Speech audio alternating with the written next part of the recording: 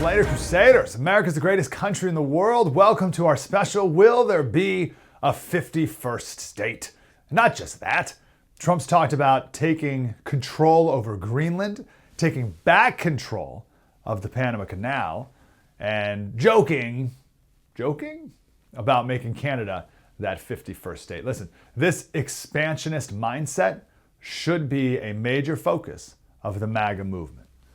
We're the people who went to the moon, for the love of Pete.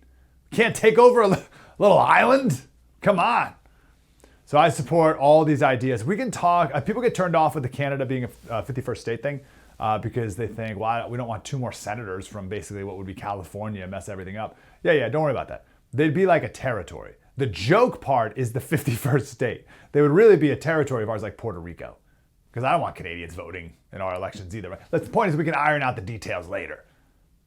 But we are a healthy country now, and healthy countries think about expanding and growing in peaceful ways. What Trump is doing here is the sign of a healthy nation. It's the opposite of what we've been doing for like the last, 80 years. This guy, Fisher King on Twitter, he said Trump could acquire Greenland and be the first president in generations who incorporated land into the USA productively rather than destroying other countries needlessly. That's what we've been doing for a while, destroying other countries needlessly. How about we grow America in a productive, peaceful way? So of these three, let's start with the most obvious, taking control of Greenland. Donald Trump called it a necessity. He said, for the sake of national security and freedom globally, it is essential for the United States to possess and manage Greenland. He later said control and ownership of Greenland is crucial for the national security of the United States. Now, he said this a little bit back in his first term, and now he's saying it again. And the Prime Minister of Greenland both times, and the Prime Minister of Denmark said, not for sale. To which I respond, I think you missed the part where Trump said it's an absolute necessity that we control it. We weren't really asking. We're just kind of telling you that it's ours now. But I predict they'll sell. We have a history of doing business together, us and Denmark. Denmark controls Greenland.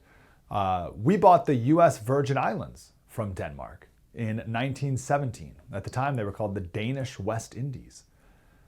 But we bought land all the time. When in the 1800s, Russia told us, we'll never sell Alaska. And we bought it, 1867. We were told France would never sell the middle half or middle third of the entire country. But Napoleon sold it to Jefferson, the Louisiana Purchase, 1803. And I expect the same thing to happen to Greenland. It starts off, that's outrageous, we'll never sell, and give it a little time. Why do we want Greenland though? This is important to know. Why does Trump call it an absolute necessity? We always look at maps from the equator. Right? Everyone's familiar with this map. It's the only map we ever see. But we never look at maps from the top of the world. And here's one right now. And you're like, whoa, I don't even know what to do with that. That's super bizarre looking. There's 5 countries who have control over the Arctic Ocean. The United States, because of Alaska, which again at the time was called Seward's Folly, Norway, Denmark because of Greenland, Russia, and Canada. Now China, they're not in that group, but they want in on this action too. We'll talk about that in a minute. So 3 reasons why this is important. First, there are more shipping lanes available throughout the Arctic Ocean now than there were in the past.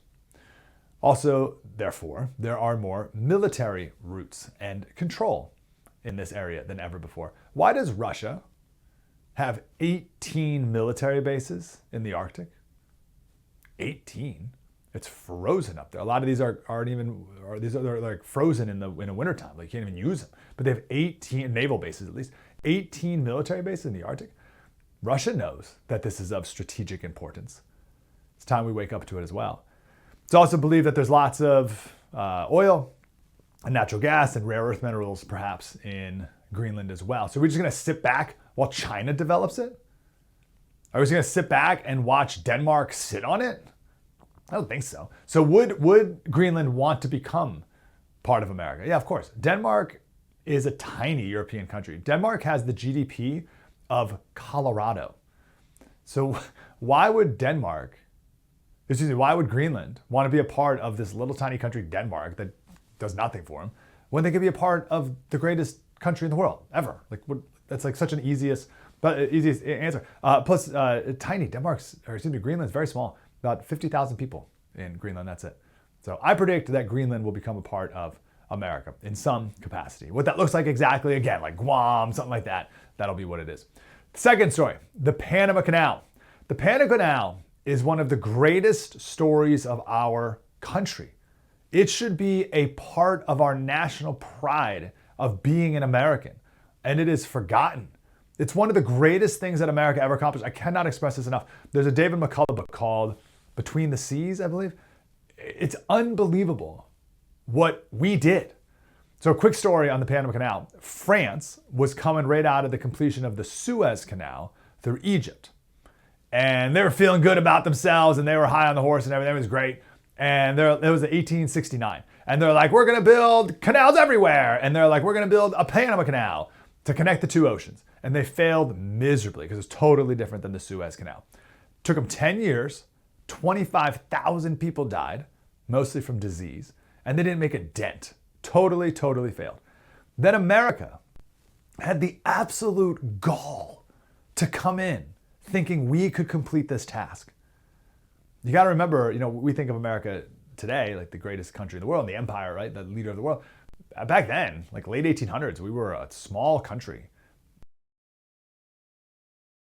One of the most incredible engineering marvels of all time, through the mountains and the impossible rivers and the disease. We should do an entire special on the Panama Canal. The fact that we were able to conquer the disease, the yellow fever from the mosquitoes. Walter Reed Hospital, Walter Reed, he was one of the first scientists who figured out that yellow fever and malaria is spread by mosquitoes.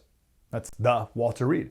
And we were able to combat that and beat that in Panama and finish this canal. Because of our absolute engineering genius, our medical genius, and American fortitude, we completed the canal in 10 years. 10,000 people died. But we completed the project.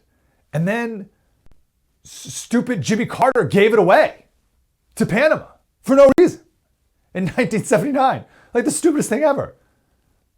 By the way, Panama, when we built the canal, Panama was controlled by Colombia. They weren't even a country. And we put one of our warships on the coast of Panama to help their fight for independence. So Panama wouldn't even be a country if it weren't for us. And then we go and we give it back to the people of Panama. Like, that's ridiculous. And now 72% of the shipping through the canal is from America. And they're not treating us right.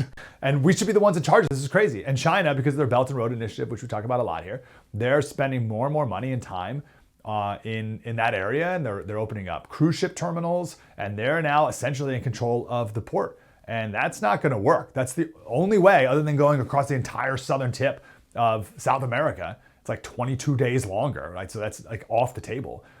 That's the only way we can get to the two coasts of our country. We have to have our canal back for national security reasons and, of course, shipping reasons, similar to Greenland.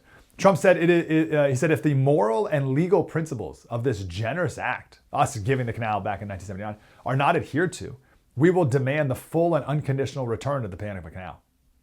Just think for a second, imagine if there's a war and China shuts down that port. We would be totally disconnected, our Navy, from our two coastlines. That's insane. By the way, going back to Denmark, the reason we bought what is now the U.S. Virgin Islands from Denmark in 1917 is because of its strategic location near the Panama Canal. So that strategic importance was obvious then in 1917, and Carter gave it away. So insanely foolish. Okay, the third one, Canada, our 51st state. I think it started out as like a joke and like a negotiating leverage thing with Trudeau, but I think Trump's going to see how far he can take it until maybe it turns into a real thing. Because I know when Trump ran for president back in 2015, everyone thought that was a joke. And everyone laughed at that a very similar way that they're laughing at Canada being our 51st state. Like, it's a very similar kind of mocking laughter. But then Trump won. And I think this is on a similar trajectory as well. Like, it's a big joke. But I think everyone's going to laugh their way all the way to this being like a U.S. territory. Canada has a GDP smaller than Texas, population of California. I don't want them to be our 51st state. Now, I don't want them voting here. They have a rich, proud history. That's awesome. You'd be like Puerto Rico, right? Puerto Rico has a rich, proud history too. Puerto Rico loves Puerto Rico. Great, you're Puerto Rico. But you're also part of America, right? So you in Canada, you can have your home rule, which, by the way, the Canadian government now is known as His Majesty's government. So don't give me this whole thing that you're all for your independence as it is, right? You're under the British crown, right? So free yourself from the British crown, become under our protection. And we could also appease the independence movement within Quebec, right? So Quebec, you can be free and independent and French all you want. We'll protect you. We'll protect you. And we could be one single awesome continent. So 2 final points real quick and we'll get to our wonderful guests. Trump's flooding the zone with these types of ideas so that the fake news doesn't know what to do. They can't set their aim on any targets. Their lies can't get a foothold. It's brilliant. And number 2, this is the type of visionary leadership that made America the greatest country in the world and a world superpower in the first place. We're solidifying our power in the Western Hemisphere as we should, and we're projecting strength to our enemies around the world. This is how great leaders should think. And Trump is just the guy to make it happen. At the very least, it's now the Gulf of America. Can we at least agree on that? Come on, let's at least we can get on board with Gulf of America.